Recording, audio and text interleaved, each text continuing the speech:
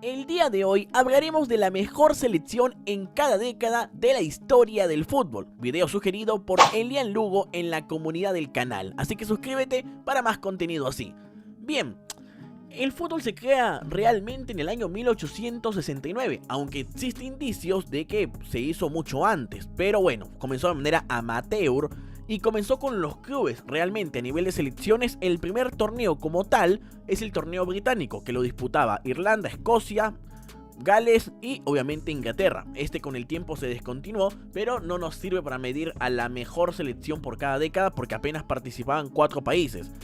Si quisiéramos evaluar a la mejor selección de la historia, nos vamos hasta los años 1910, donde digamos la mejor fue Inglaterra, que había ganado los Juegos Olímpicos de 1908 y de 1912. Tiempo después se va a parar todo el fútbol por un conflicto bélico muy importante que está en la historia. Así que nos tendríamos que ir hasta los años 20, donde la mejor selección, pero sin duda, es la uruguaya, que ganaría la Copa América de 1920, 1923, 1924 y 1926. Pero lo que lo hace la mejor selección de los años 20 es que fue bicampeona de los Juegos Olímpicos, tanto del 24 como del 28. Que por cierto después ganaría la Copa del Mundo de 1930. Y bueno, hoy por hoy se cuenta tanto las medallas olímpicas del 24 y del 28 como mundiales. Para los años 30, Uruguay seguía dominando el fútbol mundial, sin embargo hay una selección que ganó mucho más. Y estamos hablando de la selección italiana, que ganó los mundiales de 1934 y 1938.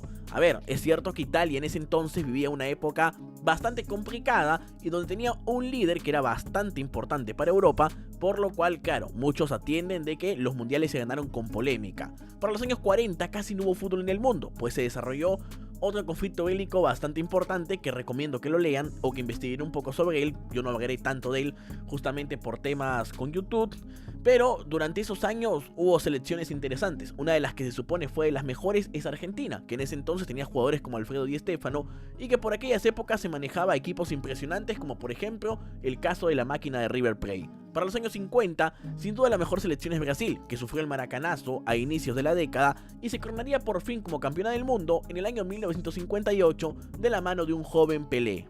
Para los años 60 está bastante claro cuál fue la mejor selección de la época. Estamos hablando de la Brasil de Pelé, un Pelé mucho más construido y que para ese entonces ya era el mejor jugador de todo el mundo, que incluso había salido campeón de la Copa Libertadores con el Santos y que en 1962 se va a coronar como campeón mundial por segunda vez con la selección brasileña. Es cierto que O'Reilly tuvo algunos partidos ausentes, pero apareció de manera sorpresiva Garrincha y también muchos grandes jugadores. En el 66 Brasil no logra el tricampeonato consecutivo, pero para el año 1970 nuevamente la selección brasileña se coronaría como campeona, esta vez de la mano de un Pelé que poco a poco se despedía del fútbol mundial. Estamos hablando de una selección que, si bien es cierto, no gana una Copa América en los años 60, durante esa época dominó el fútbol mundial.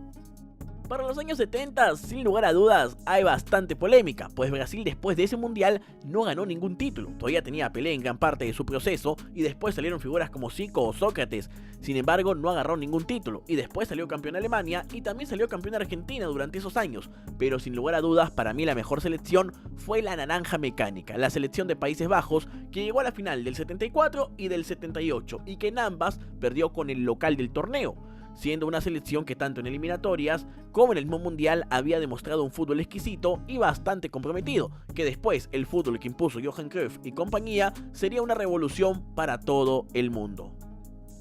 Para los años 80, sin lugar a dudas, hay una que otra duda, pero yo me quedaría seguramente con la selección argentina, que hizo un mundial aceptable en el 82, que ya tenía la figura de Maradona, que había sido campeón mundial sub-20 en esos años, que sacó a grandes jugadores, como el caso justamente del Diego, tenía a Ruggeri, Burruchaga, tenía muy buenos jugadores y que aparte saldría campeón en el 86, en un mundial extraordinario y que después sería subcampeón en 1990. Ya para la época justamente de los 90, la mejor selección para mí será Brasil, que se impuso en varias Copas Américas como la del 99 y la del 97, además sería finalista de la del 95, ganaría la Copa del Mundo del 94, sería finalista de la del 98. La verdad que Brasil en esas épocas empezaba a sacar muchísimos cracks y poco a poco se veía la figura de Ronaldo Nazario, a finales con la de Ronaldinho, teníamos todavía a Rivaldo, a Cafú, Roberto Carlos, una época de oro. A comienzos de los 2000 es bastante complicado porque justamente iniciando la década Brasil todavía iba a dominar con muchísimas, pero que muchísimas creces. Estamos hablando de que la selección brasileña ganó el Mundial 2002, se impuso en la Copa América 2004, 2007, la Confederaciones 2005 y la Confederaciones 2009. Una selección altamente ganadora, pero por ahí podría surgir la selección española, que como tal siento que no sería tan justo colocarla como la mejor de los años 2000, debido a que España dominó un tramo de tiempo muy importante entre 2008 y 2013, que es entre el final de una década y el comienzo de otra.